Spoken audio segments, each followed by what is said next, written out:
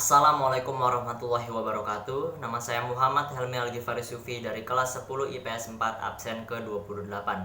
Pada kesempatan kali ini saya akan menjelaskan atau mempresentasikan tentang tata cara pelaksanaan ibadah haji, pengelolaan zakat, serta wakaf.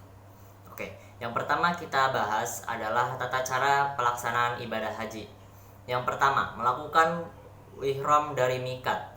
Melakukan ihram dari mikat yang telah ditentukan ihram dapat dimulai sejak awal bulan Syawal dengan melakukan mandi sunnah, berwudu, memakai pakaian ihram, dan berniat haji. Kemudian berangkat menuju Arafah.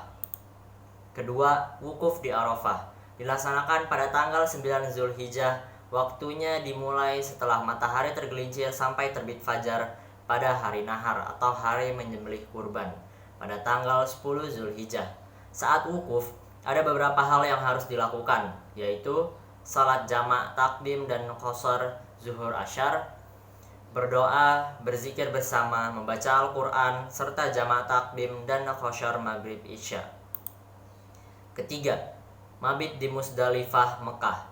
Waktunya sesaat setelah tengah malam sampai sebelum terbit fajar. Di sini mengambil batu kerikil sejumlah 49 butir atau 70 butir untuk melempar jumroh di Mina dan melakukan sholat subuh di awal waktu. Dilanjutkan dengan berangkat menuju Mina, kemudian berhenti sebentar di Masyiarul Haram atau Musdalifah untuk berzikir kepada Allah Subhanahu wa Ta'ala dan mengerjakan sholat subuh ketika fajar telah menyingsing. Keempat, melontar jumroh Aqobah. Dilakukan di Bukit Aqobah pada tanggal 10 Zulhijjah dengan 7 butir kerikil, kemudian menyembelih hewan kurban. Kelima, tahalul. Tahalul adalah berlepas diri dari ihram haji setelah selesai mengerjakan amalan-amalan haji. Tahalul awal dilaksanakan setelah selesai melontar jumroh Aqobah dengan cara mencukur atau memotong rambut sekurang-kurangnya 3 helai. Setelah tahalul, boleh memakai pakaian biasa dan melakukan semua perbuatan yang dilarang selama ihram kecuali berhubungan badan. Bagi yang ingin melaksanakan tawaf ifadah pada hari itu dapat langsung pergi ke Mekah untuk tawaf dengan membaca talbiyah masuk ke Masjidil Haram melalui Babus Salam atau pintu salam dan melakukan tawaf. Selesai tawaf disunahkan mencium hajar aswad atau batu hitam. Lalu sholat sunnah 2 rakaat di dekat makam Ibrahim, berdoa di Multazam, dan sholat 2 rakaat di Hijr Ismail. Semuanya ada di komplek Masjidil Haram. Kemudian melakukan sa'i antara Bukit Safa dan Marwah. Dimulai dari Bukit Safa dan berakhir di Bukit Marwah. Lalu dilanjutkan dengan tahalul kedua, yaitu mencukur atau memotong rambut sekurang-kurangnya 3 helai. Dengan demikian, seluruh perbuatan yang dilarang selama ihram telah dihapuskan sehingga semuanya kembali ke Mina sebelum matahari terbenam untuk mabit di sana. Keenam, mabit di Mina. Dilaksanakan pada hari tasyrik dalam kurung hari yang diharamkan untuk berpuasa, yaitu pada tanggal 11, 12, dan 13 Zulhijjah. Setiap siang hari pada hari-hari tasyrik itu melontar jumroh ula, wusto, dan Aqobah, masing-masing 7 kali. Bagi yang menghendaki nafar awal atau meninggalkan Mina tanggal 12 Zulhijjah setelah jumroh sore hari, melontar jumroh dilakukan pada tanggal 11 dan 12 Zulhijjah saja. Tetapi bagi yang menghendaki nafar sani atau nafar akhir atau meninggalkan Mina pada tanggal 13 Zulhijjah setelah jumroh sore hari, melontar jumroh dilakukan selama 3 hari atau 11, 12, dan 13 Zulhijjah. Dengan selesainya melontar jumroh, maka selesailah seluruh rangkaian kegiatan ibadah haji dan kembali ke Mekah. Ketujuh, tawaf ifadah.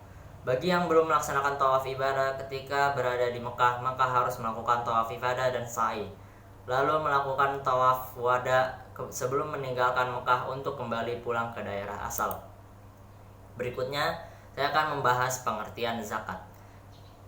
Zakat adalah sejumlah harta yang wajib dikeluarkan oleh umat muslim untuk diberikan kepada golongan yang berhak menerima seperti fakir miskin dan semacamnya, sesuai dengan yang ditetapkan oleh syariah. Zakat termasuk rukun Islam keempat dan menjadi salah satu unsur paling penting dalam menegakkan syariat Islam. Oleh karena itu, hukum zakat adalah wajib bagi setiap muslim yang telah memenuhi syarat-syarat tertentu. Zakat juga merupakan bentuk ibadah seperti sholat, puasa, dan lainnya, dan telah diatur dengan rinci berdasarkan Al-Quran dan Sunnah. Macam-macam zakat. Pertama, zakat fitrah. Zakat fitrah adalah zakat yang wajib dikeluarkan umat muslim menjelang hari raya Idul Fitri pada bulan Ramadan. Zakat fitrah dibayarkan dengan setara 3,5 liter atau 2,5 kg makanan pokok dari daerah yang bersangkutan. Kedua, zakat mal. Zakat mal atau zakat harta adalah zakat penghasilan seperti hasil pertanian, pertambangan, hasil laut, hasil perniagaan, hasil ternak, harta temuan emas dan perak. Masing-masing jenis penghasilan memiliki perhitungannya sendiri. Dalam Undang-Undang tentang Pengelolaan Zakat Nomor 38 Tahun 1998, pengertian zakat mal adalah bagian dari harta yang disisihkan oleh seorang muslim atau badan yang dimiliki orang muslim sesuai ketentuan agama untuk diberikan kepada yang berhak menerimanya. Yang terakhir, saya akan membahas tentang wakaf.